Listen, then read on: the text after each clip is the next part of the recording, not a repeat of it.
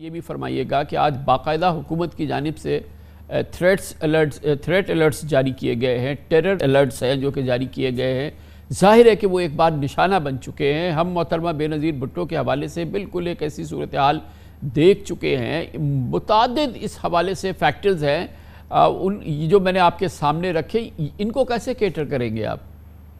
جی، یہ اس میں کوئی شک ہی نہیں ہے کہ بہت بڑا سیکیورٹی کا خطرہ ہے. وہ حقیقت ہے، وہ صرف حکومتی تھریٹ الرٹ کی بات نہیں ہے. واقعی میں عمران خان صاحب کی جان کو خطرہ ہے. اس کے لیے جو سیکیورٹی کے انتظامات کیے جا رہے ہیں وہ پہلے آپ نے کسی تحریک انصاف کے کسی سیاسی موبلائزیشن میں، کسی ریلی جلسے میں ایسے نہیں دیکھے ہوں گے جو اس دفعہ کیے جا رہے ہیں. پنجاب حکومت کی ظاہر ہے سب سے زیادہ ذمہ داری بنے گی اس کے اندر. لیکن اس صورتحال کے اندر بھی دیکھیں یہ کیسی یہ جمہوریت کے نام پر دفعہ ہے یہ حکومت کہ ایک پرمیشن ہم نے مانگی کہ ہیلی کاپٹر لینڈ کرنے دیں پریڈ گراؤنڈ کے اندر، کیونکہ فیض آباد کے اس طرف پنڈی میں جلسہ ہو رہا ہے، وہاں سے ہم لینڈ کرا کے سیکیور طریقے سے ان کو یہاں پر لے آئے.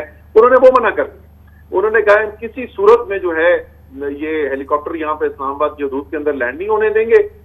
کس آئینی بنیاد کی بیسس پہ یہ کہہ رہے ہیں؟ تو جیسے میں نے کہا کہ یہ تو وہ حکومت ہے نہ آئین دیکھتی ہے نہ قانون دیکھتی ہے. کس قانون کے مطابق یہ فیصلے کرتے ہیں؟ اسی لیے تو میں کہہ رہا تھا کہ ایک بلینک چیک دے دینا ان کو کہ جو بھی یہ کل کابینہ فیصلہ کر لے ہم منوان تسلیم کر لیں گے.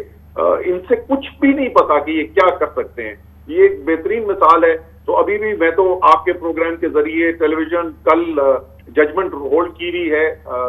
ہم نے ہائی کورٹ کے اندر ریٹ کی تھی. امید ہے کہ ہائی کورٹ کے چیف جسٹس صاحب جو ہیں جو فیصلہ کرتے ہوئے وہ اس بات کا خیال رکھیں گے کہ قوم کا سب سے بڑا سیاسی لیڈر ہے، اس کی زندگی کو خطرہ ہے، اس پہ حملہ ہو چکا ہے، اور اتنی سادہ سی چیز ہم آپ سے کچھ مانگ نہیں رہے. صرف ایک شہری ہے پاکستان کے، وہ ہیلی کاپٹر لینڈ کر کے وہاں سے گاڑی چلا کے لانا چاہتے ہیں. اس کی تو اجازت کم سے کم ہمیں ہائی کورٹ دے دے گا اگر یہ لوگ نہ بھی دیں تو.